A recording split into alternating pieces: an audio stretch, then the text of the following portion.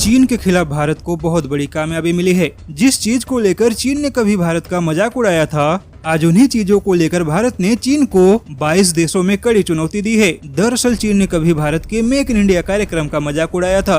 उसके बाद चीन ने आत्मनिर्भर भारत मिशन का भी मजाक उड़ाया। चीन ने कहा था कि भारत का उद्योग जगत अभी चीन के सामने बच्चा है, लेकिन अब उसी भारत ने चीन को दुनिया के 22 देशों से बाहर फेंक दिया है। दरअसल पहली बार ऐसा हुआ है कि जो देश केवल चीन से ही सामानों की खरीदी करते थे, अब उन देशों ने भी भारत का रुख किया है। कोरोना काल में मास्क जैसी छोटी सी चीज के लिए पूरी दुनिया में मारामारी हो रही थी, लेकिन भारत केवल 5 महीने के अंदर ही सभी तरह के मास्क बनाने में न केवल चीन से आगे निकल गया, बल्कि चीन को मास्क के व्यापार में 22 देशों से बाहर निकाल फेंका है। दरअसल पिछले महीने भारत का 5% निर्यात बढ़ गया था, जिसकी सबसे बड़ी वजह यह है कि अब चीन के पुराने ग्राहक भारत के साथ व्यापार करने लगे हैं। वहीं लेदर, कालीन, रसायन, मांस, इंजीनियरिंग, बेयरिंग, हैंडीक्राफ्ट, कृषि उत्पादन, प्लांटेशन, लोहे के सामान, कॉटन, ऑर्गेनिक केमिकल्स और सिंथेटिक फाइबर जैसे सैकड़ों उत्पादन मैक्सिको, न्यूजीलैंड और चिली जैसे देश जो केवल चीन से ही आयात करते थे, अब इन देशों ने इन्हीं चीजों के लिए भारत की तरफ अपना रुख किया है। वहीं आत्मनिर्भर भारत का ऐसा असर दिखा है कि भारत की कंपनियां